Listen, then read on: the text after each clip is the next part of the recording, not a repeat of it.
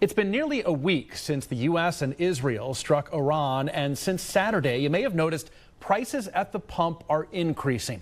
The average national cost of gas is $3.33, the highest it's been since mid-2024. So what should we expect as the war wages on? Head of Petroleum Analysis and head forecaster for GasBuddy, Patrick De Haan, joins me now to break it down. Hi, Patrick.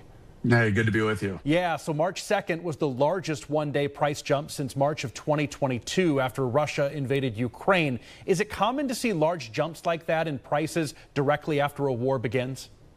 Well, every situation is a little bit different. Certainly a little bit of a surprise this time around. It's not so much the war itself that caused prices to go up necessarily, but Iran and their threats against tankers entering the Strait of Hormuz, a waterway next to Iran that sees about 20 to 25 million barrels of oil going through it on a daily basis. That represents about 20 to 25% of daily oil consumption. So it's a big waterway that is very critical to the shipment of oil worldwide. As a result of those threats on tankers in the Strait of Hormuz, we've seen oil prices skyrocket nearly $30 a barrel, and that's boosting gas prices.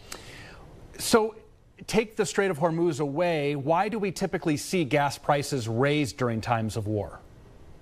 Well, a lot of it really is impactful based on who's involved. In the last couple of wars, we've really seen oil producers like Russia and now Iran involved on receiving ends of these different campaigns. And Russia's invasion of Ukraine was impactful because it caused the U.S. to issue sanctions on Russian oil, and now again another oil producer. So it's not necessarily all wars, but certainly those impacted by oil producing countries like Russia and now Iran.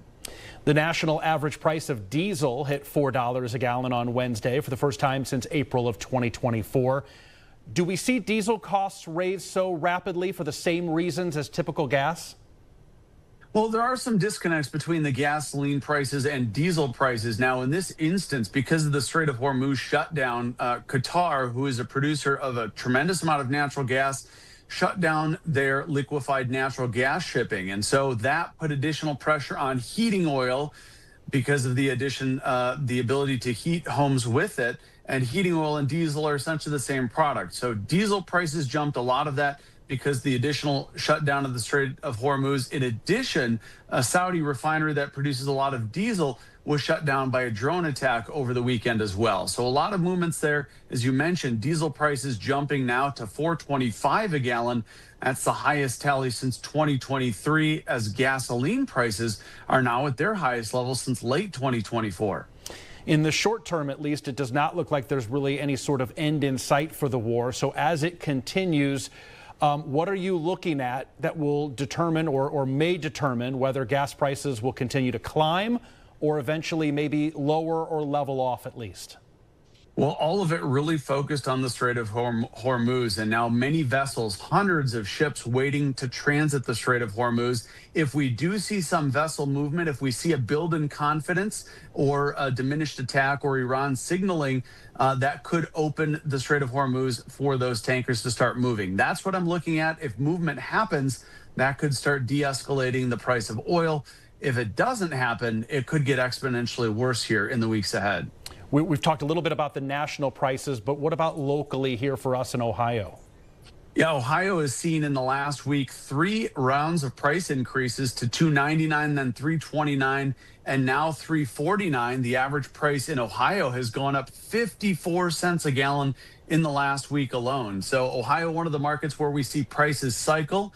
That is, stations all kind of raise prices to a uniform amount. We've seen that now 3 times this week. So an incredible week for gas prices going up. And this is a little bit more than what we're seeing nationally. But Ohio generally is ahead of the pack when it comes to increases. Now that prices have gone up, you might expect to see some of that trickle down happening after prices go up in Ohio. You generally start to see a few cents of decline every day. And that is what may occur over the weekend. That could bring us to another potential cycle next week, depending on how the weekend progresses and any news that comes out over the weekend. All right, it's something that a lot of people are paying attention to because, of course, everybody needs gas these days. Patrick De Haan, we appreciate it. Thank you so much. Thanks for having me.